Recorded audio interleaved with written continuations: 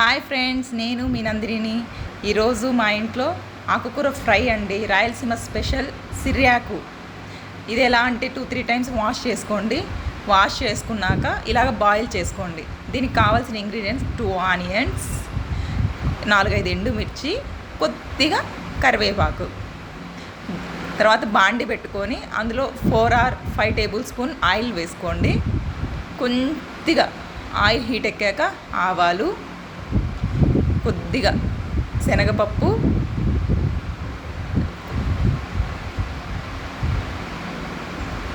నాలుగైదు ఎండుమిర్చి వేసుకోండి. కరివేపాకు, ఆనియన్స్ వేసుకొని మంచి బ్రౌన్ షేడ్ వచ్చేదాకా వేపండి. బాగా మంచిగా వేపితే అసలు ఈ ఫ్రైకి ఆనియన్స్ అనేది ఎంత బ్రౌనిష్ వస్తే అంత టేస్టీగా ఉంటుందండి. ఫ్రై కూడా చాలా బాగుంటుంది. ఒకసారి ట్రై చేయండి. పించ్ ఆఫ్ సాల్ట్ వేసుకుంటే తొందరగా మగ్గిపోతాయండి ఆనియన్స్ అన్నవి. అది అందరికీ తెలిసిన విషయమే.